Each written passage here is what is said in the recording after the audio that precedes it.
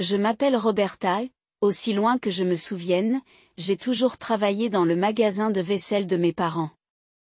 Nous vendons de tout, des assiettes de luxe aux tasses que l'on utilise pour le café du matin. C'est une entreprise familiale à part entière. Le jour où tout a commencé à changer, c'était un jour comme les autres, sauf quand Madame Wilson, de la boulangerie voisine, est entrée en trombe dans notre magasin. Elle avait cette façon de faire irruption, comme si l'endroit lui appartenait. John. Elle a beuglé, sans même avoir mis un pied dans le magasin. Il faut que je te parle, tout de suite. Sa voix pouvait trancher le béton. J'étais en train de réarranger des théières en céramique que nous venions de recevoir, mais je me suis arrêtée pour regarder la scène se dérouler. Papa s'est essuyé les mains sur son tablier et m'a jeté un regard qui disait « C'est reparti ». Bien sûr, Beverly.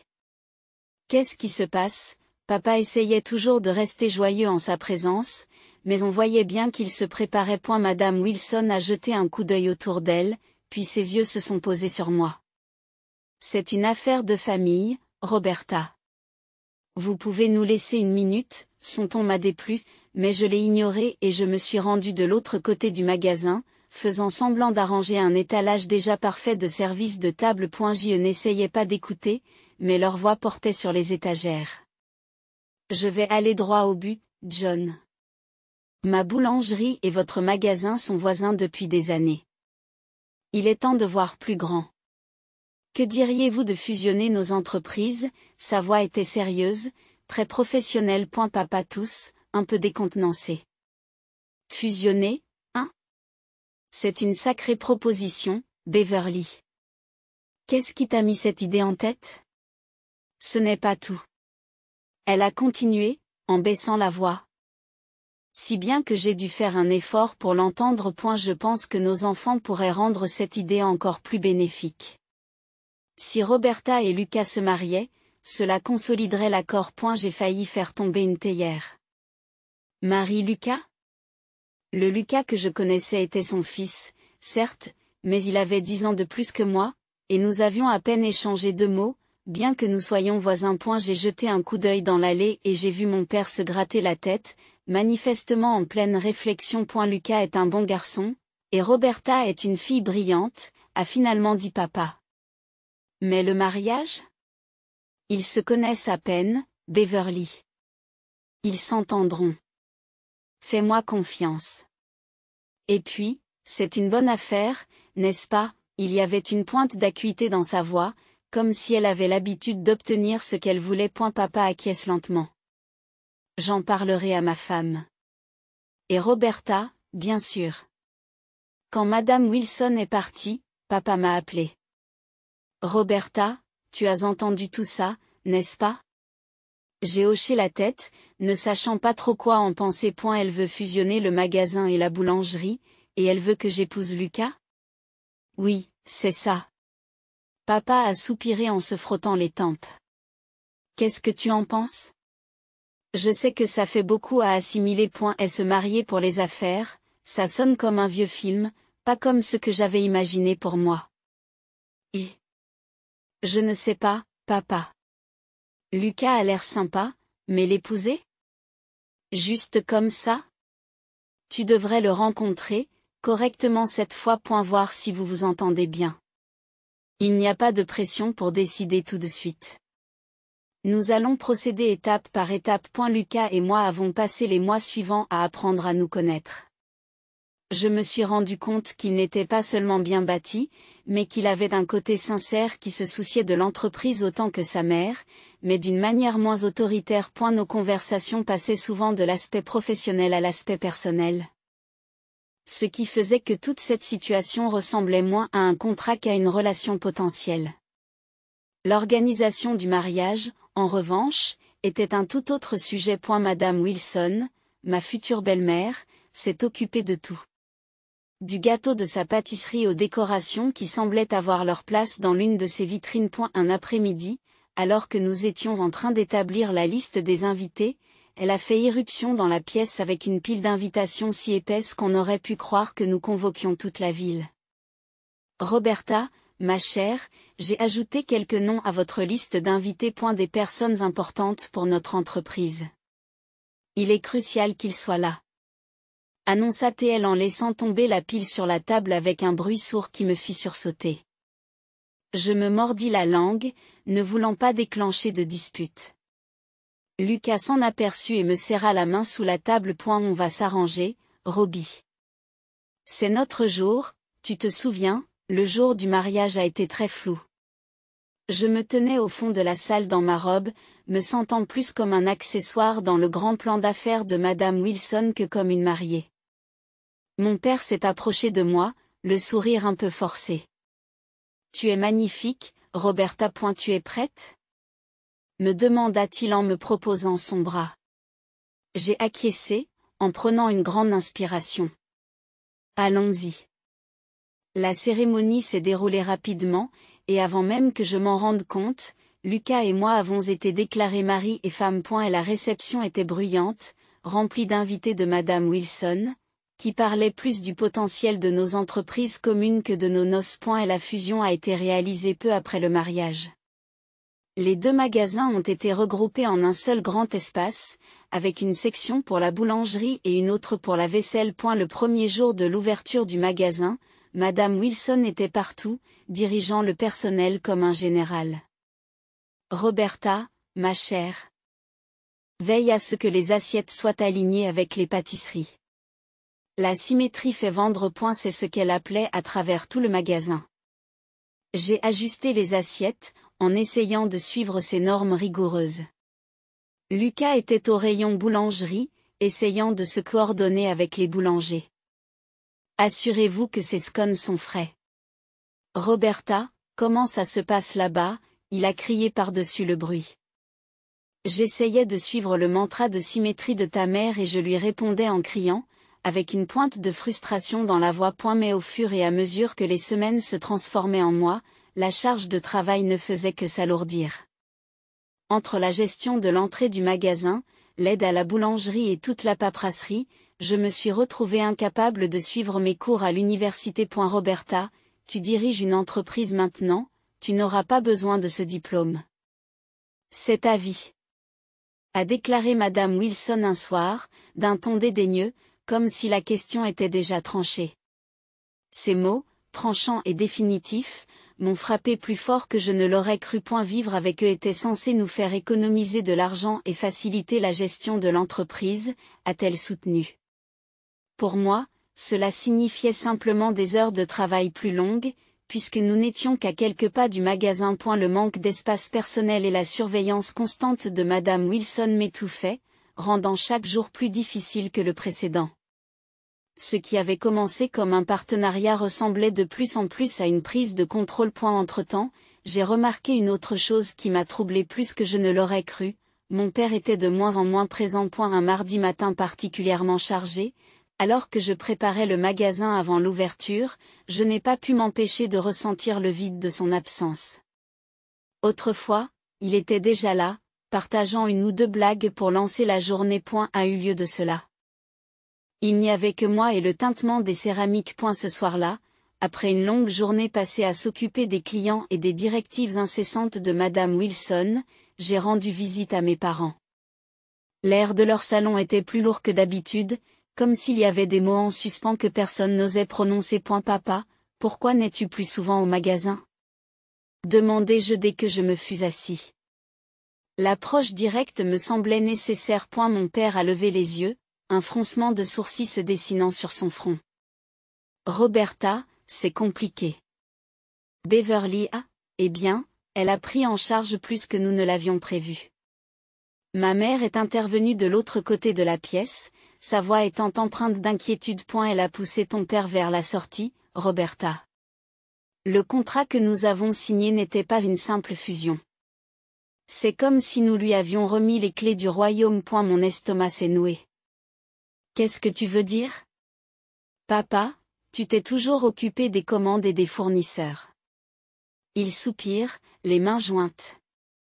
Ce n'est plus le cas. Beverly a réécrit les rôles. Légalement, je ne suis plus qu'un consultant, à peine.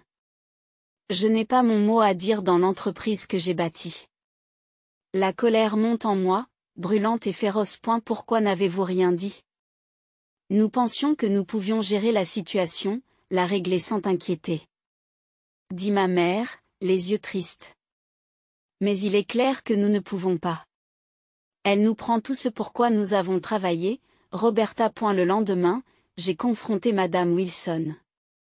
Il était tôt, juste au moment où la lumière du matin commençait à pénétrer dans le magasin. Elle était en train de préparer des pâtisseries, me tournant le dos lorsque je suis entrée. Madame Wilson, il faut qu'on parle de mon père. J'ai parlé d'une voix ferme, plus forte que je ne l'aurais voulu. Elle s'est retournée, l'air faussement surpris. Oh, et lui donc, ma chère?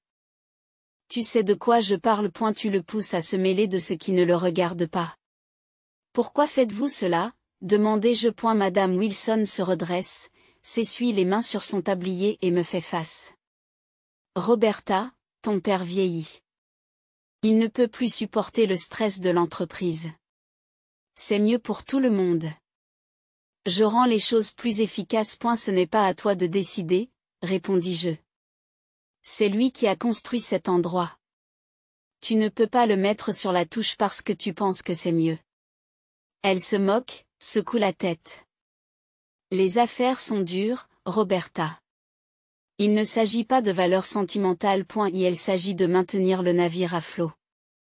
Je fais ce qui est nécessaire. Lorsque la pandémie a frappé, nous avons eu l'impression que quelqu'un avait retiré le plancher sous nos pieds.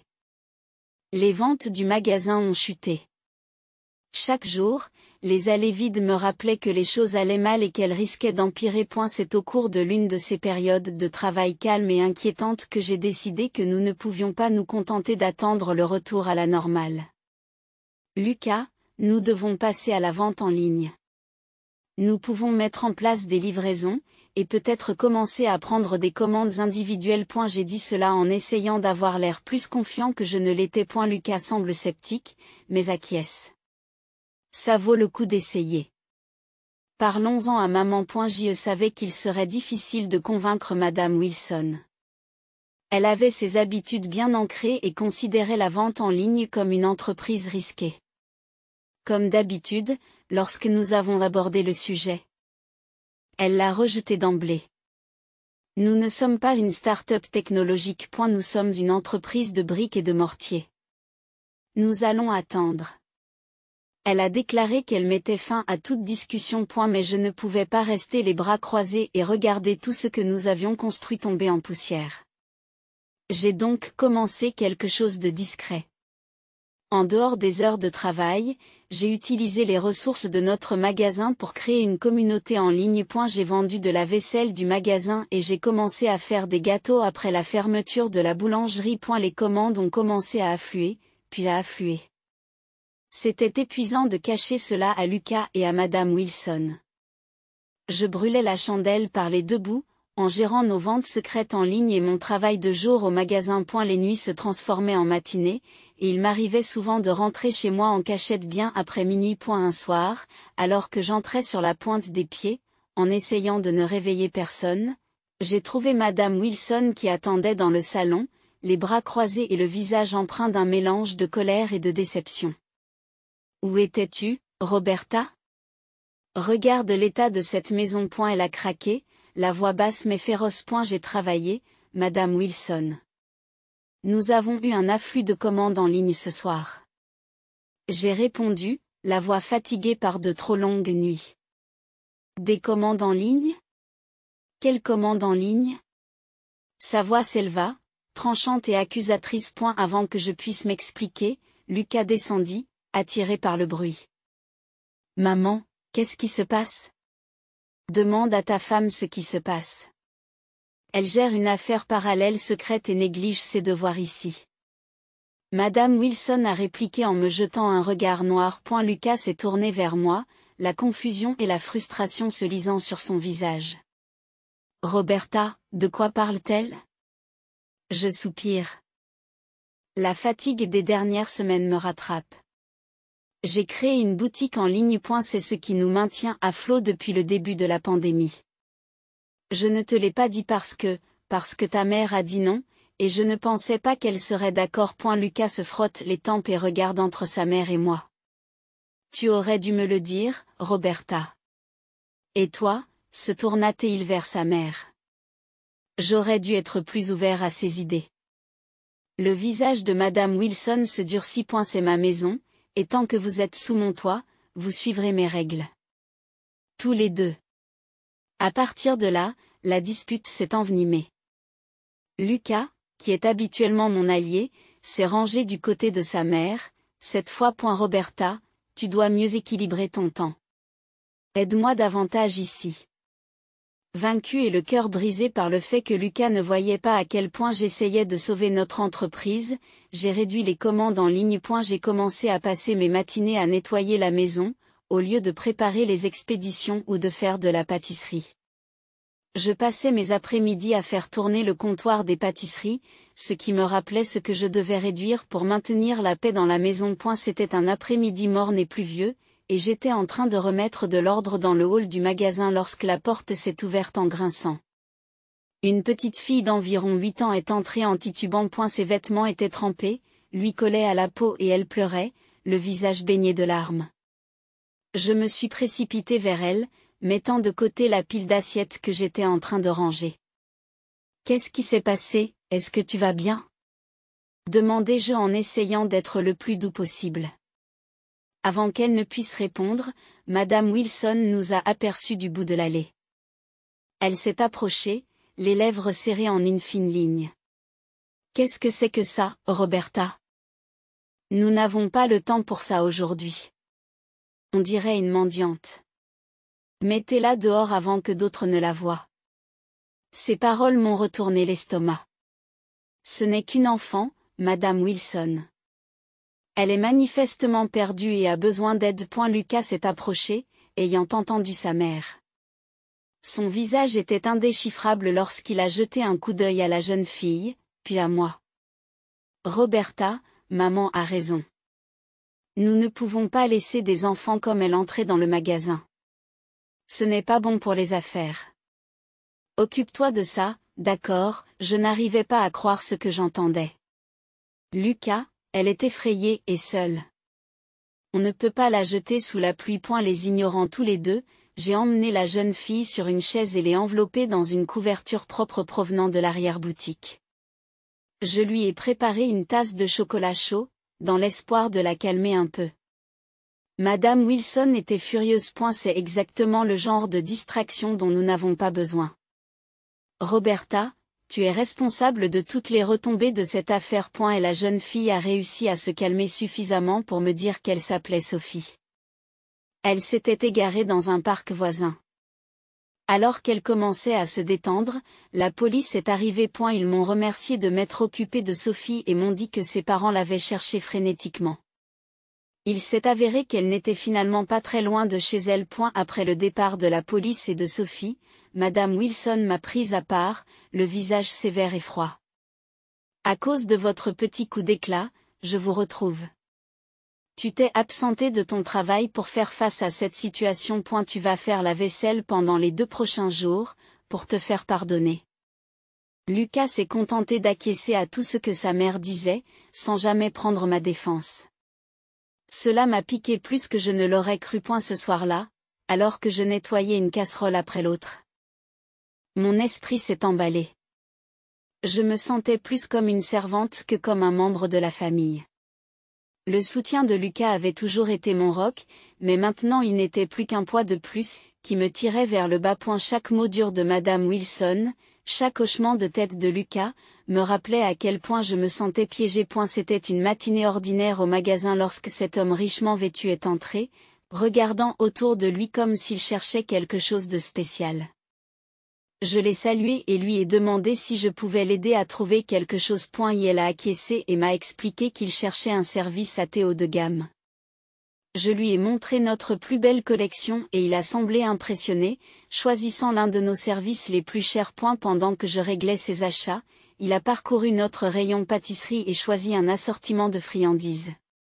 Pendant tout ce temps, il s'est montré aimable, faisant la conversation et posant des questions sur l'histoire du magasin. Après avoir réglé ses achats, il m'a remercié, puis s'est arrêté, son expression devenant un peu plus sérieuse. A eu fait, je ne sais pas si vous vous en souvenez, mais ma fille est la petite fille que vous avez aidée la semaine dernière, celle qui s'est perdue dans la tempête. J'ai été pris de court, ne m'attendant pas à ce rebondissement. Bien sûr, je m'en souviens. C'était une petite fille très courageuse. Je suis heureux d'avoir pu l'aider. Il a souri chaleureusement et m'a tendu sa carte de visite. Je vous suis très reconnaissant pour ce que vous avez fait. Si vous avez besoin de quoi que ce soit, de conseils ou d'aide pour quoi que ce soit, appelez-moi. M'a-t-il dit. J'ai regardé la carte et j'ai remarqué qu'il était l'avocat, Monsieur Hay. Cela a attiré mon attention, compte tenu du désordre avec le magasin et la fusion. En fait, il y a peut-être quelque chose à faire. Pourrions-nous parler d'une affaire juridique? Il s'agit de l'entreprise que mon père possédait avec ma belle-mère. Bien sûr, répondit-il avec un signe de tête encourageant. Pourquoi ne pas passer à mon bureau la semaine prochaine? Nous pourrons discuter de tout en détail. J'ai accepté son offre, avec un mélange de soulagement et d'anxiété. Dans son bureau, je lui ai remis la pile de documents que mon père avait signés il y a des années, ceux qui avaient permis de fusionner notre magasin familial avec la boulangerie de ma belle mère. Elle les a parcourus attentivement, ses sourcils se fronçant un peu plus à chaque page. Après un long silence, Monsieur Hay a levé les yeux. Il y a plusieurs problèmes importants. Le contrat comporte de nombreuses violations qui sont très préoccupantes. Je pense que nous avons un dossier solide si vous voulez le contester. Il m'a proposé de m'aider bénévolement, d'arranger les choses, a-t-il dit. J'étais bouleversé, mais reconnaissant. Merci, j'aimerais bien. C'est difficile, vous savez? C'est aussi la famille de mon mari. Elle a compris mon hésitation. Il ne s'agit pas seulement d'affaires, il s'agit de votre vie. Vous méritez d'en avoir le contrôle, et vous n'êtes pas seul dans ce combat. J'ai quitté son bureau avec un mélange d'espoir et de crainte. Pouvais-je vraiment aller à l'encontre de mon mari et de sa mère? Mais alors, quelle était l'alternative? Vivre sous la coupe de Madame Wilson, regarder le magasin que mes parents ont construit à partir de rien, être mal géré. Je suis entré dans notre maison ce soir-là, l'esprit encore tout retourné par ma rencontre avec l'avocat.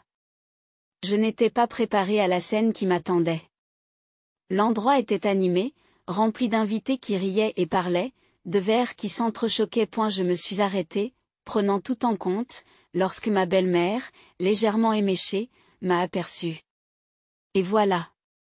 Tu te promènes dans les rues alors que tu devrais être ici à servir tes invités, a-t-elle beuglé à travers la pièce.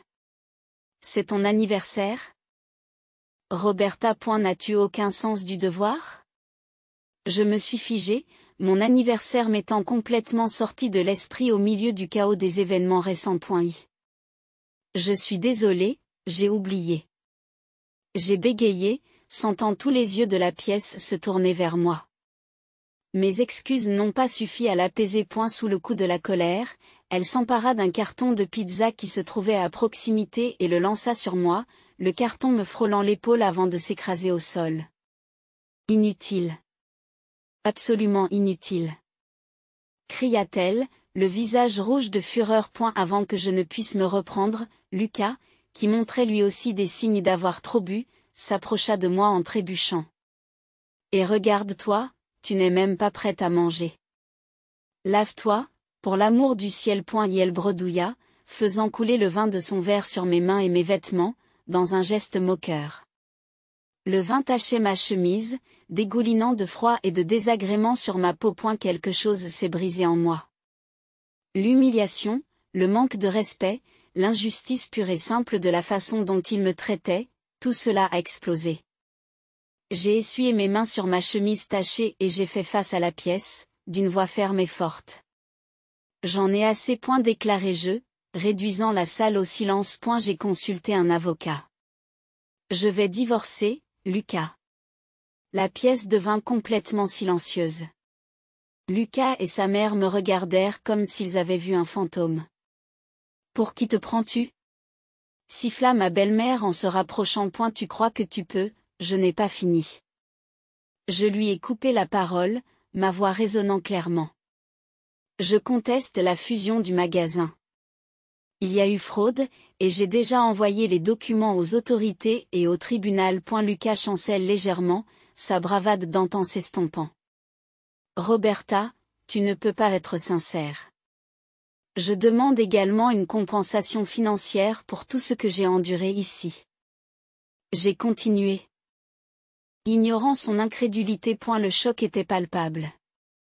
Des murmures ont commencé à s'élever parmi les invités au fur et à mesure que ma déclaration prenait corps. Je n'ai pas attendu que d'autres questions soient posées ou que la situation s'aggrave. J'ai tourné les talons et je suis montée à l'étage pour préparer mes affaires. Ma belle-mère m'a suivi, son ton devenant désespéré. Roberta, je t'en prie, parlons-en. Tu réagis de manière excessive. Je me suis arrêtée, je me suis retournée et je lui ai fait face une dernière fois. Sans un mot, je lui ai tendu la carte de visite de l'avocat. À partir de maintenant, toute communication passe par mon avocat. J'ai dit fermement point sur ce, je me rendis dans notre chambre, les mains tremblantes, mais la détermination ferme. J'ai fait mes valises rapidement, seulement l'essentiel, seulement ce dont j'avais besoin pour repartir à zéro. J'ai finalement quitté la maison de ma belle-mère pour emménager dans un petit appartement à l'autre bout de la ville. J'ai eu l'impression de respirer de l'air frais pour la première fois depuis des années. J'étais seule maintenant, mais je n'étais pas seule, mon père était avec moi, et ensemble nous nous battions pour reprendre ce qui nous revenait de droit. Mon avocat, monsieur, a travaillé sans relâche sur notre dossier.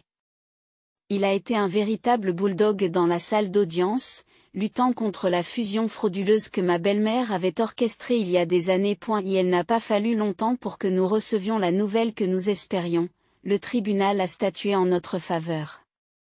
Il a reconnu Madame Wilson coupable de fraude et a annulé la fusion. En outre, il lui a infligé une lourde amende et m'a accordé une compensation financière. Cette compensation était juste suffisante pour racheter sa part dans l'entreprise, une boulangerie et un magasin d'art de la table que mon père et moi avions géré ensemble. C'était surréaliste de se tenir devant le magasin qui nous appartenait à nouveau pleinement, sans l'ombre de Madame Wilson qui planait sur nous. Papa, nous avons réussi.